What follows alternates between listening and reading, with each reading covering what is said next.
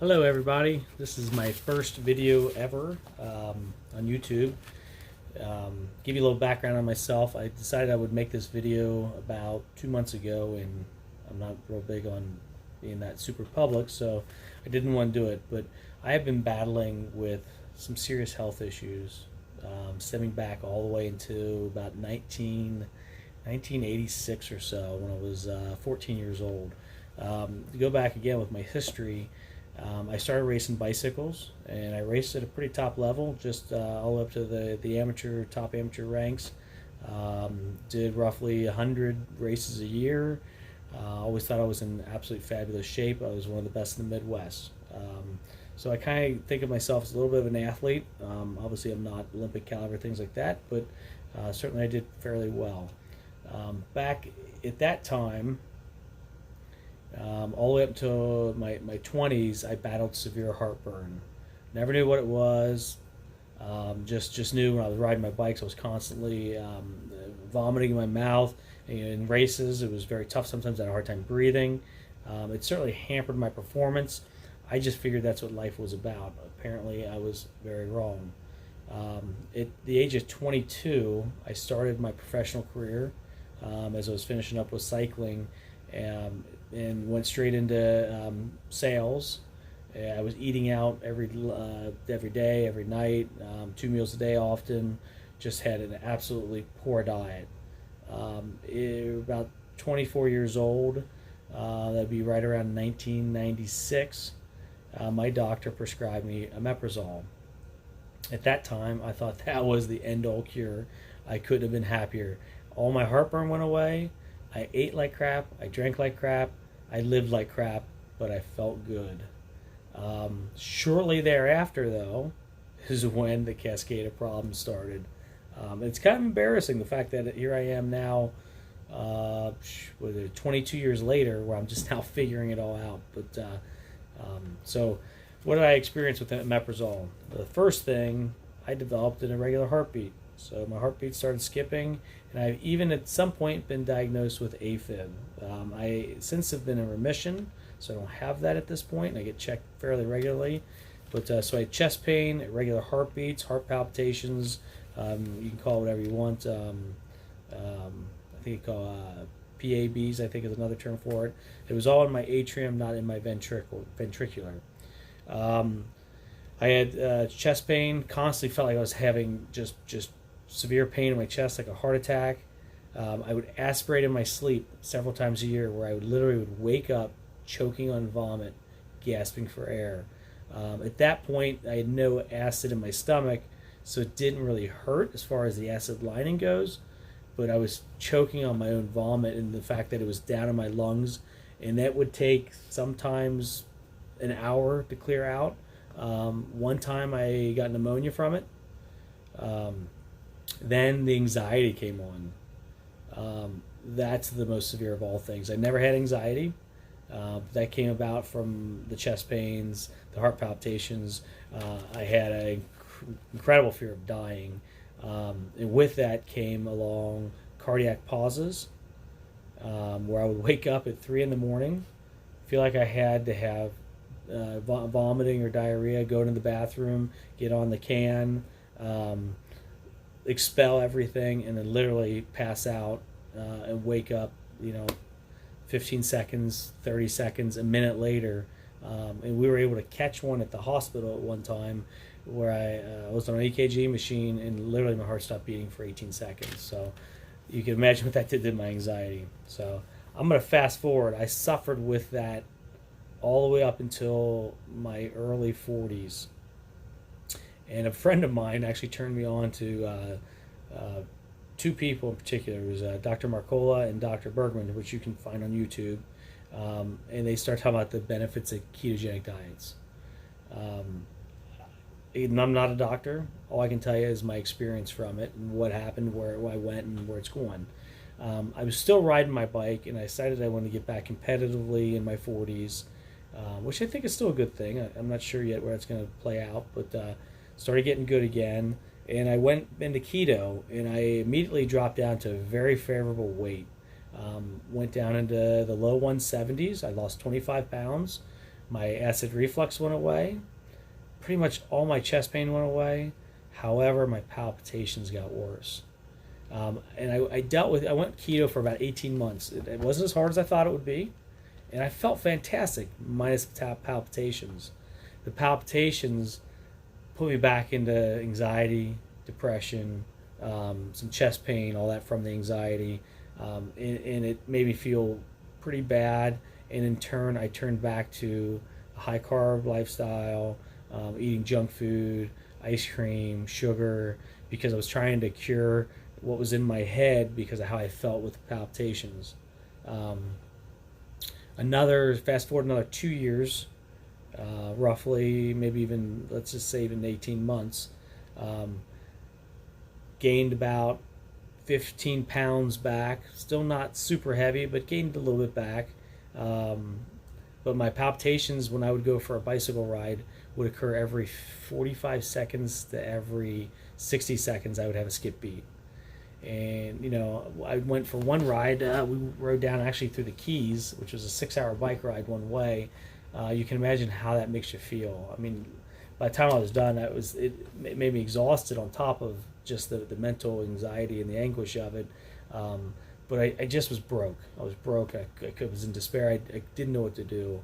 Of all things, there was the York cardiologist, Dr. Patel, I think is his name. He's another one I wanted to mention. I happened to catch a podcast of his on magnesium. I believe it was him, if I'm not mistaken. He's phenomenal to watch as well. But whoever it was stated that 80 to 90% of all arrhythmias were caused by low magnesium. Well, at this point, I had nothing left to lose. Still eating crappy, rough lifestyle, not getting enough sleep, things like that. Anxiety, depression, sleep deprivation because I had a hard time sleeping over it. I started taking magnesium. The first magnesium I took, they were like horse pills, tough to swallow, but even worse, giving me massive diarrhea, which magnesium can do.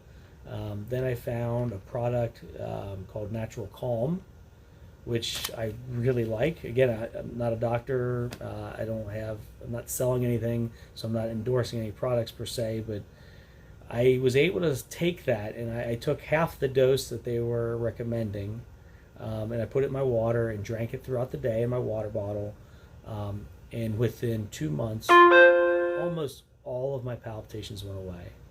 I was amazed, absolutely amazed. And now I can go for a bike ride. I might have 5 skip beats in a bike ride, or I might have none. And I'm hitting heart rate levels up to 180 roughly, and I'm a 46-year-old male, so obviously I'm doing pretty good there. But all the palpitations went away. But my diet was still crappy, still having chest pain, still had my anxiety. I'm still dealing with some depression, things like that. So, a couple weeks back, I found myself actually in the ER for the chest pains, going back. So, the main thing I want to focus in on is, so I went back, and now that I don't have the chest palpitations, I went ahead and rededicated myself back to the more of a paleo, low carb, all natural type eating. And as soon as I cut the sugar out, the ice cream, the candy, the desserts, all that, I was amazed at how fast all that went away. My acid reflux went away, which, by the way, I took Prilosec or Meprazole, the generic version, for 15 years. So that's pretty important. And I know I'm going to circle back around here, but from 24 years old up until 40 years old, I took Meprazole, which I think, and again, this is just a guess, that it stripped me of all my natural minerals and vitamins because I had no stomach acid to break down my food. It was just passing through me. So I haven't taken Meprazole for about 4 years, and since I went keto the first time, I went back and when I fell off keto, all the symptoms came back with a vengeance. The burning, the chest pain, the aspirating my sleep. It was absolutely miserable. Literally, I'm back in keto now, or real close to keto, I would say. where my carb intake is 20 to 40 carbs a day, but literally no refined carbohydrates, no breads, no pastas, no sugar. At least if I can. I mean, some of it might sneak in a sauce of some sort, or a marinade, which I try and minimize to the best. I try to stick with just all dry rubs. Um, but I do fruit still. I try to keep the fruits fairly low carb, and small portions when I do fruit. But everything's gone away. um, Recently, and this is another topic going into it, I went and had my CAC score, calcium in your arteries, and they found that I actually have the beginning stages of heart disease, so to speak. I had a CAC score of 140 with 120 being in my LAD. I haven't gone back to the cardiologist yet, but I already know what they're going to do. They're going to ask me to start taking a statin, which at this point now I have absolutely no faith in the medical community. I should say not all the medical community. The previous doctors I mentioned I do have a lot of faith in, but the doctors that I don't have a lot of faith in. Those are the doctors who prescribe me all kinds of anxiety medicine, all kinds of heartburn medicine. Like I said, they're going to want to prescribe statins, which they've tried to prescribe to me for several years already. When really what I needed was for somebody just to explain to me what the ramifications are of my lifestyle, as far as what goes in your body determines on the output of your body. And I'm saying this again because maybe you need a wake-up call like I did. But I do believe, and I'm all the research I'm doing on my own, I'm finding how prediabetes and diet and heart disease and cancer and all that is linked together. So I'm trying just kind of go through with what I've gone through and how I've been able to cure pretty much 90% or better of my own ailments just by following some simple things with some of these people. And you may not take it all, you may take some of it, but just changing my diet. And I'm going to fight the statin thing, and I'll tell you what I'm going to do. I'm going to continue the diet I'm going on. I'm already seeing weight loss. I've already lost 5 pounds in roughly a week and a half. I'm exercising 5 times a week. Most cases have been an hour a day, pretty intense, and I'll go up to 2 hours. My short exercises are usually 30 minutes. So I'm doing roughly 5 hours to 7 hours of exercise a week. And last week I felt absolutely miserable. This week I feel pretty darn good. So if you are taking omeprazole, if you're taking any reflux or acid reducing medicine like Nexium, things like that, I got to tell you, you don't need them, and it's going to hurt for a week or two, but literally with it, you can change your diet, eliminate the refined carbohydrates, eliminate the breads, the pastas, eliminate the ice creams, eliminate the candies, eliminate the sodas, cut down on the alcohol consumption.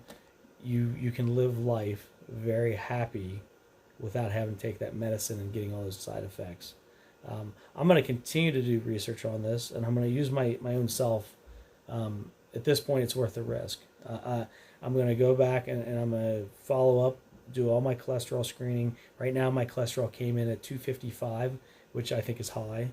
That's the highest test I've ever had, and that's coming off of a year of eating anything you can possibly think of, all crap food, meats, high saturated fat, cholesterol, which I think fat's good, but I think fat's bad when you have fat on top of carbohydrates, sugars, ice cream, all that junk. I think when you combine all that together, it's the fat then is like a nuclear bomb. So I don't mind eating the fat. I prefer to eat good fats over bad fats. So I try and pick and choose.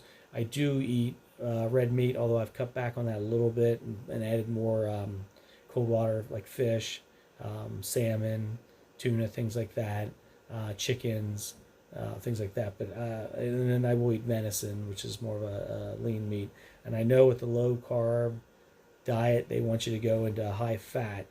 But where I'm at with my cholesterol, my theory is that if I cut some of that high fat down, I have enough stored in my belly that I can use.